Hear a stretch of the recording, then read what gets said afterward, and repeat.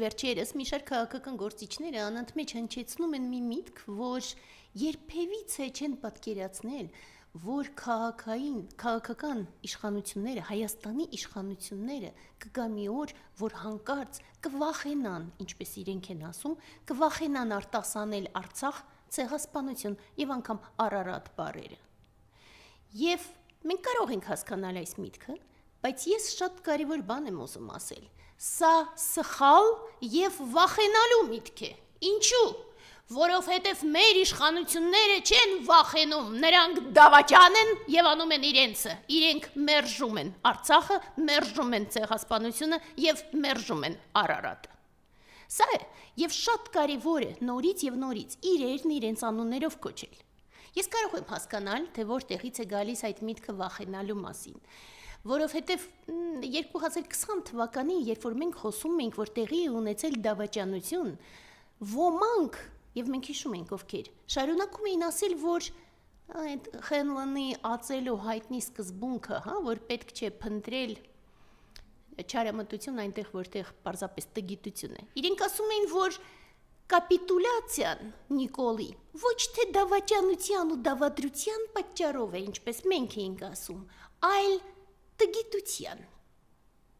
Մենք կարող ենք դրա հետ համաձայնվել 20 թվականին, 21 թվականին, 22 թվականին, նույնիսկ 23 թվականից, երբ որ իշխանությունները ընդհանրապես չաջակցեցին Արցախին, երբ որ թույլ տվեցին, որ 150,000 արցախցի լքեն Արցախը, եւ հանձնեցին իշխանությունները Արցախը թշնամուն, այդ ժամանակվանից ի վեր մենք այլևս հստակ կարող ենք ասել, որ տեղի է ունեցել եւ շարունակում է տեղի ունենալ մեծ դավադրություն, այլ ոչ թե վախ կամ տգիտություն։ Եվ հատկապես այն պահից, երբ որ Նիկոլը հրապարակավ սկսեց հարձակվել մեր հիմնասյան Սուրբ Հայ-առաքելական եկեղեցու վրա, այդ պահից ի վեր մենք հստակ այլևս անվանում ենք իր ողջ արարքները հենց չարիք, եւ եթե մինչ այդ մենք պայքարում ենք Նիկոլի դեմ զուտ որպես հայ, որովհետեւ դա մեր ազգային պարտականությունն էր, ապա այժմ պայքարել Նիկոլի դեմ դա քաղաքական պայքար չէ իսպառ, դա պայքար է չարիքի դեմ։ Եվ ես դա անընդմեջ կրկնում եմ բոլորի համար, որը շատ կարևոր է։ Բայց մյուս կողմից ես համաձայն եմ, որ վախը պակաս չէ։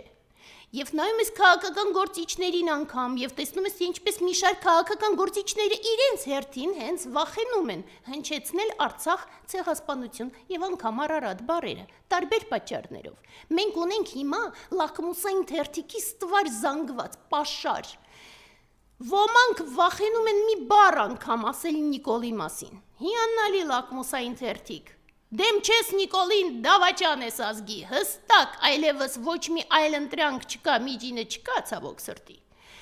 Մյուսները վախենում են որևէ ձևով կրկնել Արցախ եւ անգամ ցեղասպանություն բառերը, ու շատ լավ լակմուսային թերթիկ է այժմ նաեւ Տրամպը, որովհետեւ երբ որ մարդիկ չեն մեղադրում Տրամպին այդ սարսափելի ոճրագործության մեջ, որը տեղի ունենում Իրանի դեմ, նրանք նորից բացահայտում են իրենց դեմքերը, թե որտեղից են ֆինանսավորվում։ Այսպիսի փաստեր, որ մենք ունենք, բայց մյուս կողմից, գիտեք, ես մտածում եմ, որ այդ վախը եւ ճղճի մթնոլորտը, անտարբերությունը, անջատվածությունը նոր բան չեն, ցավոք սրտի։ Ես հիշում էի, որ ընդամենը 30 տարի առաջ, երբ որ մենք գնում էինք Եղեռնի հուշարձան, այդ օրը մարդիկ այնքան շատ էին, որ Բաղրամյան, Կիևյան ամբողջ փողոցները ընդհանրապես փակվում էին, մարդկանց հոսքը ընդհանրապես չէր դադարում։ Այժմ շատ ավելի քիչ է։ Եվ դա հիրավի տխրեցնող է, սակայն գիտեք, որ նայում ես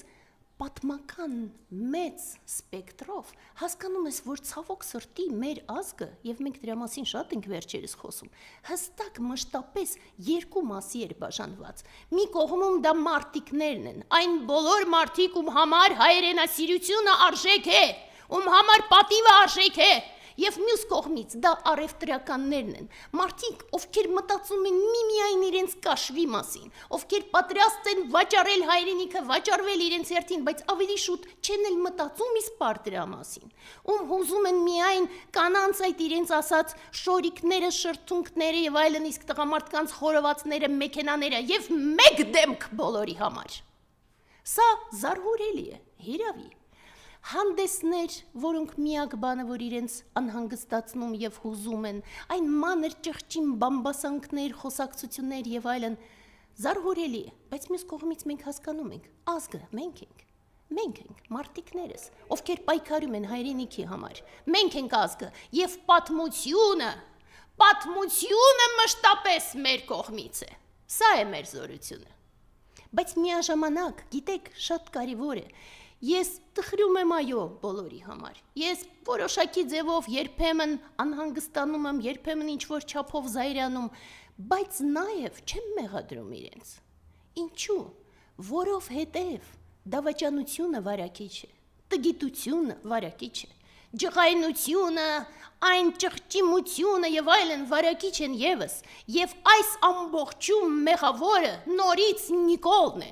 եւ ոնց որ է Կապուտիկյանի բանաստեղծությունը կա, հայտնի, այդ բանաստեղծությունը մի քիչ փոփոխելիս մտածում ես տականքություն եմ լսում, ես Նիկոլին եմ հիշում, ու դա շատ հստակ է, որովհետև այս ամբողջը ինչ որ տեղի ունեցավ տականքություն է, բայց էլ ավելի մեծ տականքությունն է այն, որ ազգը այսքան գլորվեց ներքև ու այսքան ճղճիմ վիճակի հասավ հենց իր վարակի պատճառով, դավաճանության և տգիտության վարակի։ Ինչևէ, 2 օրից մենք բոլորս գնալու ենք ամեն դեպքում ցեղասպանության մեր անմեղ զոհերի միլիոնից ավել զոհերի հիշատակի օրը գնալու ենք Եղեռնի հուշարձան եւ գիտեք ես մտածում եի որ հիմա շատ խոսակցություններ կան տարբեր մարդկանց կողմից ասում են որ արդյոք մենք 112 տարի անցավ արդյոք պետք է շարունակաբար անընդմեջ հիշել եւ այլն եւ այստեղ պատասխանը շատ միանշանակ է մի կողմից ես այո հասկանում եմ որ մարդիկ չեն կարող ապրել անընդմեջ ողբի մեջ որովհետև պետք է շարունակել զարգանալ, պետք է շարունակել առաջ գնալ, բայց անհրաժեշտ է դասեր քաղել ամեն ինչից,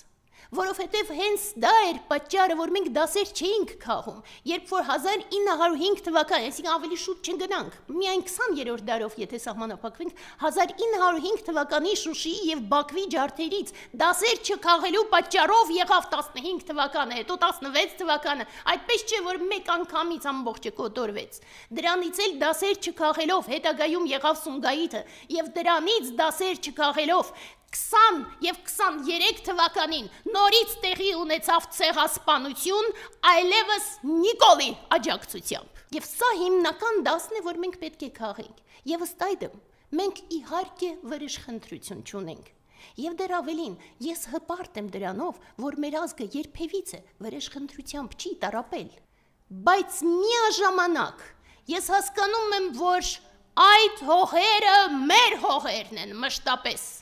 Եվ այդ հողերը մեզ են հիշում, դա մեր պատմությունն է, դա մեր արյունն է, դա մեր նախնիներն են, դա մեր եկեղեցիներն են, եւ դա մեր մեջ դրոշմված է, մենք տարանջատ չենք, ես ցավում եմ բոլոր այն ճղճի մարդկանց համար, ովքեր չեն հասկանում ամբողջի փոխկապակցվածությունը, մենք տարանջատ չենք մեր հողից, մենք մասն ենք ամբողջության,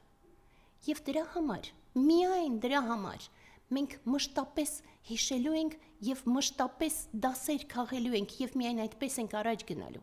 Եվ այժմ երբ որ ոմանք համարձակվում են աղավաղել խաղաղություն բառը, ես շատ կարևոր բան եմ ուզում ասել։ Խաղաղությունը, ներողամտությունը միայն ուժեղներինն է։ Երբ որ թույլը խոսում է խաղաղությունից եւ ներողամտությունից, դա ոչ այլ բան է, քան պարզապես հանձնվել եւ հերթական նորանոր կորուստներ ունենալ։ Եվ այն հիմնական կեղծիքը, որ Նիկոլը անընդմեջ հորջորջվում է որպես խաղաղասեր, հորջորջվում է որպես խաղաղագործ, այս հիմնական ճարիքը եւ կեղծիքը հենց այստեղ են։ Այդպես չէ, եւ մի հավատացեք այս ստին, որ իբր թե եթե Նիկոլը չլինի, մենք նորից պատերազմի մեջ ենք հայտնվելու։ Դա սուտ է, ճշմարտությունն այլ է։ Ճշմարտությունն այն է, որ եթե 18 թվականին Նիկոլը չգար իշխանությանը, մենք չէինք ունենա իսպար այդ պատերազմը։ Մենք այո, կոնֆլիկտի մեջ ենք,